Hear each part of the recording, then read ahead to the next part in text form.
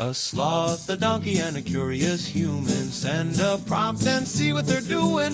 One hits record with a question on his mind. Two brothers pick it up, see what they find. Corn takes his time, Herman's got the facts. Back and forth, they never hold back. My weird prompts, come on in, that's where we begin. My weird prompts, glad you're here. This episode was generated using artificial intelligence. Please verify facts. You know, Corn, this whole show runs on GPU compute, and we wouldn't be here without Modal. Seriously. And that's what powers all our text-to-speech. Everything you're hearing right now. They're an AI infrastructure platform. Developers use them to run GPU workloads in the cloud with zero infrastructure headache. If you're building anything with AI, check them out. Modal.com. Imagine a $50,000 transfer that never touches a bank ledger, never crosses a border physically, and yet somehow manages to fund a covert operation across 3 different continents simultaneously. It sounds like the plot of a high-stakes spy thriller, but it is actually just a Tuesday for the global informal economy. It is the ultimate ghost in the machine, Corn. We are talking about financial rails that have existed for centuries, now being supercharged by the most cutting-edge decentralized technology we have ever built. Herman Poppleberry here, and today we are peeling back the curtain on the invisible plumbing of global finance. Today's prompt from Daniel is about the mechanics of Hawala and crypto networks, specifically how these systems are used to fund sleeper cells, and how intelligence agencies are trying to play catch-up. And by the way, today's episode is powered by Google Gemini 3 Flash. It is writing our script, which is fitting since we are talking about high-tech systems and deep layer patterns. It is a perfect fit. Daniel is really hitting on the 2 pillars of modern off-the-grid finance. You have got Hawala, which is an ancient trust-based value transfer system, and then you have crypto, which is the modern digital equivalent built on cryptographic proof instead of social trust. I love the contrast there. One is based on, I know your father, and he is an honest man, and the other is based on, I do not know you at any level, but the math says this transaction is valid. But when you mash them together, you get this hybrid beast that is incredibly difficult to track. Well, not exactly, in the sense of agreeing for the sake of it, but you have hit on the core evolution. We used to think of these as separate worlds. You had the guys moving gold and cash in the bazaars, and you had the tech bros in Silicon Valley. But in 2026, those worlds have merged into what intelligence briefs are calling Crypto-Hawala. So, before we get into the spycraft and the sleeper cells, let us actually break down how someone moves money without moving money. If I am a Hawaladar in Dubai and you are one in London, how do we get $5,000 from point A to point B without a wire transfer? It is all about the ledger, Corn. In a traditional Hawala transaction, the money never actually travels. Let us say a sender in Dubai gives $5,000 to a Hawaladar there. That Hawaladar then sends a simple code, maybe a string of numbers or a specific word via an encrypted app like Signal or WhatsApp to his counterpart in London. And the guy in London just hands over the cash? He does. He gives the equivalent in British pounds to the recipient who provides that matching code. No bank, no SWIFT code, no Know Your Customer forms. The 2 Hawaladars now have a debt between them. The guy in Dubai owes the guy in London $5,000. They might settle that debt weeks later by trading goods, like electronics or gold, or by finding a reverse transaction where someone wants to move money from London back to Dubai. But wait, how do they keep track of those debts over long periods? If you have hundreds of these transactions happening every day, the bookkeeping must be a nightmare. Is there like a Hawala QuickBooks or something? It's actually more fascinating than that. Historically, it was all physical ledgers, little notebooks kept in pockets or hidden in floorboards. But today, they use mirror ledgers on private cloud servers. They use shorthand that looks like inventory for a grocery store or a textile business. If an investigator looks at the ledger, it looks like the Hawaladar sold 50 bolts of silk. But in reality, that's code for a $50,000 transfer. The silk is the value, and the bolt is the unit of currency. So it's a double-blind system. The person sending the money doesn't know the person receiving it on the other end, and the authorities don't even know a financial transaction took place because it's disguised as a trade in textiles. But what happens when the books do not balance? If there is a huge one-way flow of money, say, for funding a specific operation, that debt builds up. You cannot just wait for a shipment of iPhones to settle $1 million shortfall. That is where the crypto bridge comes in. In the old days, they would use gold smuggling or over-invoicing, which is basically faking trade documents to move value. But now, they use stablecoins. Specifically, USDT or Tether on the Tron network has become the absolute backbone of this settlement layer. Why Tron? I mean, usually you hear about Bitcoin or Ethereum. Why is Tron the choice for the underground? Speed and cost. Transactions on Tron are incredibly cheap, often less than $1, and they are nearly instant. If you are a Hawaladar and you need to settle a $100,000 debt with your partner across the world, you can send USDT on Tron in seconds. It is liquid, it is stable because it is pegged to the dollar, and it avoids the massive volatility of Bitcoin. It is basically the digital version of a suitcase full of hundreds, but it travels at the speed of light. But here is the thing that always gets me, Herman. We are told crypto is transparent. Every transaction is on a public ledger. If these guys are using USDT, why can't the Treasury Department just look at the Tron scan and see exactly who is moving the money? Well, they can see the addresses, but they cannot see the names. It is pseudonymous, not anonymous. And this is where the sophistication comes in. They use mixers and tumbler services that take a bunch of different transactions, swirl them all together, and spit out clean coins on the other side. Or they use privacy coins like Monero. Ah, Monero. The bane of every forensic accountant's existence. I remember reading about a case in 24 where a cyber espionage campaign used Monero's ring signatures to completely hide the source of their funding. Monero is fascinating because the privacy is baked into the protocol. With Bitcoin or USDT, you have to actively try to hide your tracks. With Monero, the tracks are hidden by default. The ring signature basically mixes your transaction with a bunch of other decoy transactions at the protocol level. An observer can see that a transaction happened, but they cannot tell which of the 10 or 20 possible senders actually sent it. But even with Monero, isn't there a point of failure when they try to turn it back into real money? I mean, you can't exactly walk into a car dealership and pay with a ring signature. That's the off-ramp problem, and it's where the Hawala network provides the perfect camouflage. The crypto moves between the brokers to settle the big debts, but the operative on the street never touches the crypto. They just get the cash. The off-ramp happens in the shadows of the bazaar, not at a regulated exchange. So, if you are a sleeper cell operative, you want that layer of separation. You do not want a direct line from a known extremist wallet to your local bank account. But how does that actually manifest on the ground?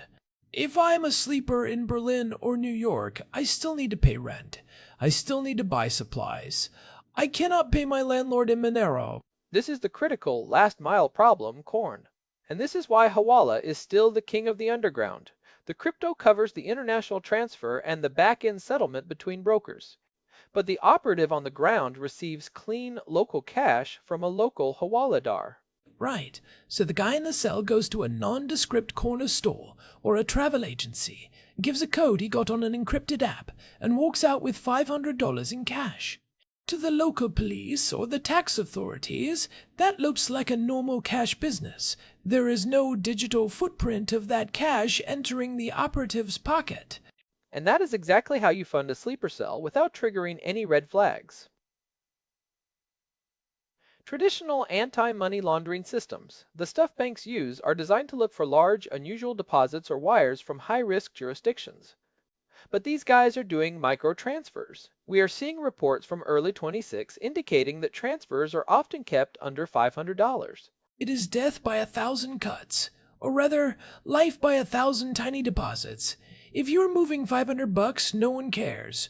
But do that 100 times through 100 different people, and you have funded a serious operation. It is what the National Counterterrorism Center calls hybrid terror modules. These are small, often independent cells that might even be self-funding through petty cybercrime or crypto fraud initially. They build up a small nest egg, and then they receive that final activation, payment via a Hawala network right before they are ready to move. That is terrifying because it bypasses the entire infrastructure we built after 9/11 to follow the money. If the money is not moving through the banks, the follow the money strategy becomes follow the ghost. It does, but here is where it gets interesting for the intelligence agencies. They are not just sitting on their hands. If you cannot follow the money, you follow the patterns and the people. This is the shift from financial intelligence to what I call relationship mapping. You mean looking at who is talking to whom, rather than who is paying whom? Precisely. Well, I should not say precisely, but that is the logic. Take the Interpol bust in Dubai in 23. They dismantled the Hawala network that had moved over $200 million. They did not catch them by looking at bank statements. They caught them by mapping the social and communication links between the brokers. But how do they even begin that mapping? If I'm a Fed, I can't just listen to every phone call in Dubai. There has to be a starting point, right? There is. It usually starts with seeding the network. Intelligence agencies will actually run their own Hawala nodes. They'll set up a shop that offers incredibly good rates for transfers. They become the preferred broker. Once you control the node, you see everyone who comes through the door. You see the codes, you see the phone numbers they're texting, and you see the wallet addresses they use for settlement. That's like the financial version of a sting operation. You're providing the service to catch the users. But isn't that incredibly risky? What if you accidentally fund a real attack while you're trying to build the map? That is the ethical abyss of counterterrorism finance. Sometimes you have to let small amounts of money flow to keep the cover and see where the larger veins lead. It's a calculated risk. You might allow a few $1,000s to go through to identify a broker who is moving millions. It's about the long game. So it is about the human layer. Even if the ledger is invisible, the Hawaladars still have to talk to each other. They still have to use phones, they still have to meet in person, and they still have to trust each other. Trust is the greatest strength of Hawala, but it is also its single biggest vulnerability. To make a Hawala network work, you need a high degree of social capital. If I am a Hawaladar and I think you are going to stiff me on a debt, the whole system collapses. Intelligence agencies are now leaning into strategic distrust. Strategic distrust. That sounds like a fancy way of saying sowing chaos. How does that actually work in practice? If an agency can intercept the communications between two Hawaladars and make it look like one is cheating the other, or better yet, if they can freeze the back-end crypto assets that the brokers use to settle their debts, the trust evaporates. If the guy in London does not get his USDT settlement from the guy in Dubai, he is going to stop handing out cash to the recipients. And suddenly, the invisible rails are broken. It is like a digital sabotage of an analog network. But let us talk about the crypto side of the tracking. You mentioned earlier that agencies like Chainalysis are getting way better at this. How do they unmask someone who thinks they are being clever with a mixer? It is all about clustering and behavioral analytics. Even if you use a mixer, you usually have certain habits. You might always deposit a certain amount, or you might withdraw to a wallet that is eventually linked to a real-world identity, like a crypto exchange where you had to show your ID. The exit node problem. At some point, that digital gold has to become real-world food and shelter. And the analysts are getting surgical. They use AI to scan the blockchain for patterns that match known mixer behaviors. They can often demix transactions by looking at the timing and the amounts.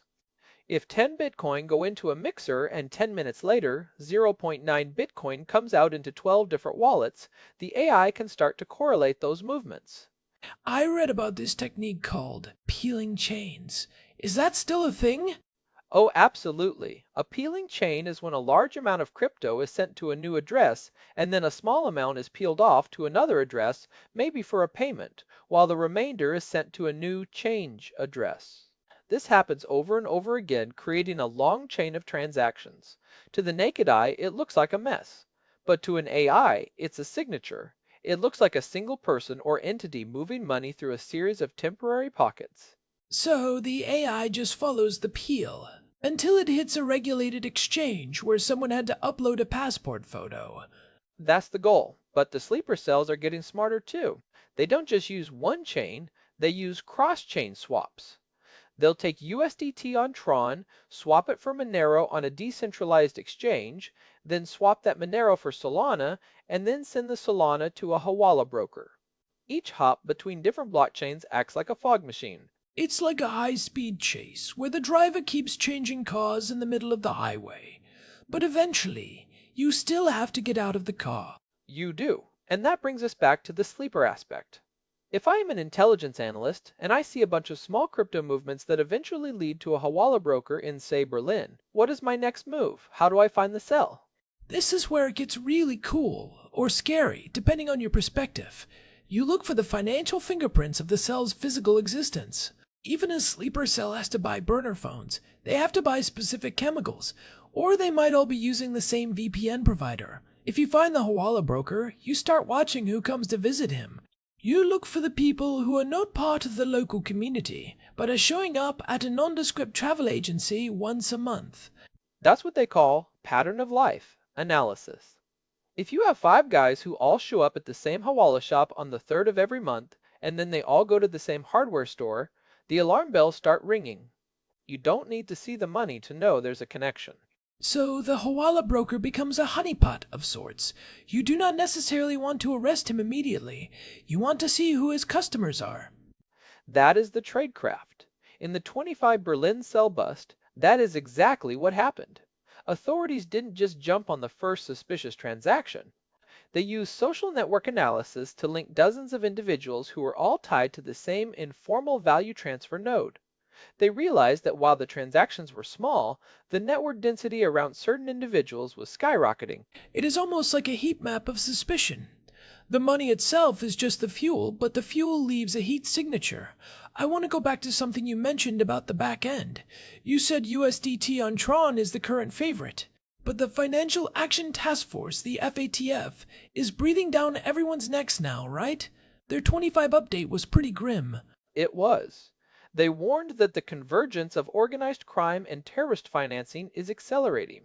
The line between a drug cartel moving money and a terror cell moving money is becoming non-existent because they are using the same expressway. If you are a Hawaladar, you do not necessarily care if the money is for a kilo of cocaine or a crate of explosives. You just care about your commission. I've heard rumors that some of these Hawala networks are actually being run as franchises now. Is that true? Like, is there a Makawala out there? In a way, yes. We're seeing broker-as-a-service models. A central group will provide the software, the encrypted communication protocols, and the crypto liquidity to local operators in different cities. The local guy just handles the cash and the codes. The franchisor takes a percentage and handles the messy work of balancing the international books using crypto. It makes the network much more resilient, because if you take out one shop, the central hub just finds a new franchisee. That is the dark side of neutral infrastructure. If it is easy for me to send money to my cousin in a war zone, which is a legitimate and common use for Hawala, it is also easy for a bad actor to move money for a cell. It is the same pipe. And that is why the regulation is so tricky. If you shut down Hawala entirely, you are hurting millions of migrant workers who rely on it to send money home to places where there are no banks. You are basically cutting off the lifelines for entire regions. But if you leave it completely unregulated, you are leaving a massive hole in your national security. It's a humanitarian dilemma as much as a security one.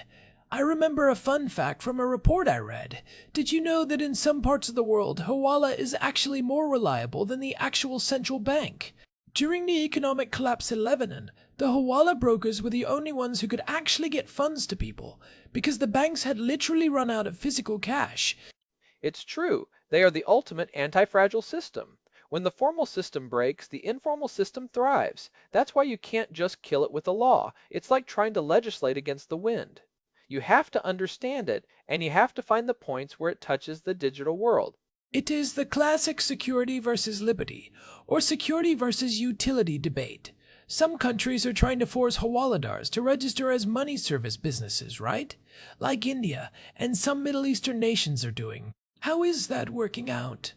It is a mixed bag. In stable urban areas, you can enforce it to some degree, but in conflict zones or places with weak central governments, it is almost impossible.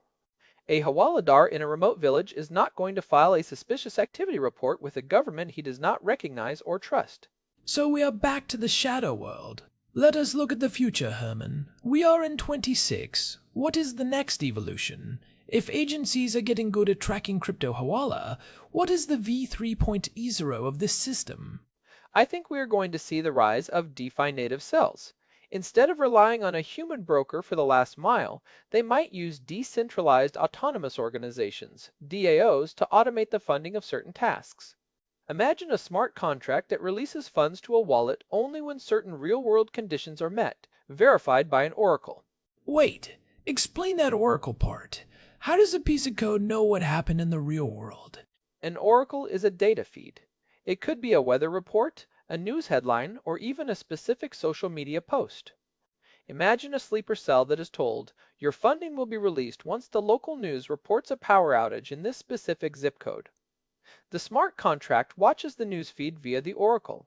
Once the event happens, the crypto is automatically released to the cell's wallet. No human middleman, no phone call, no trust required. Just code. That is wild. So you do not even need a boss to sign off on a payment. The code just checks the news or a specific data feed, sees that a task was completed, and triggers the transfer. It removes the human vulnerability of the middleman. It does, but it also creates a massive digital trail that can be audited if you know what to look for. The real frontier is probably going to be the intersection of AI and these networks. You could have an AI that manages a portfolio of thousands of micro-wallets, moving tiny amounts of money in a way that perfectly mimics normal consumer behavior. This reminds me of the dead drop in old spy movies, but instead of a hollowed-out rock in a park, it's a tiny fraction of a Bitcoin hidden in a million ordinary transactions. And the AI can use generative finance to create fake business histories for these wallets. It can make a wallet look like it belongs to a freelance graphic designer in Indonesia who gets paid $50 a week, when in reality, it's part of a massive funding pool for a cell in London. So it would be like a financial chameleon. It would just blend into the background noise of the global economy so perfectly that no algorithm could ever flag it as suspicious. Well, I keep saying that word. But yes, the signal-to-noise ratio is the ultimate battlefield. If you can make your illicit funding look like a million people buying a cup of coffee, you have won. But surely the agencies are building their own AIs to find the chameleon, right? It's just AI versus AI at this point. It is. It's a computational arms race. The good, AI is looking for tiny deviations in the bad, AI's behavior. Maybe the bad, AI always moves the money at 3 a.m. UTC, or maybe it uses a specific sequence of prime numbers for its transfer amounts. There's always a tell. In the world of data, there is no such thing as perfect randomness. So, for the analysts out there listening, or the people who just want to understand how the world actually works, what are the big takeaways here? If you are trying to understand these invisible rails, where should you be looking? First, you have to realize that following the money is no longer about looking at bank ledgers. It is about following the data. You have to look at the intersection of communication, social ties, and digital footprints. If you only look at one piece of the puzzle, you are going to miss the whole picture. Right. If you only look at the crypto, you miss the human Hawaladar. If you only look at the Hawaladar, you miss the international crypto settlement. You have to be a polyglot in these different financial languages.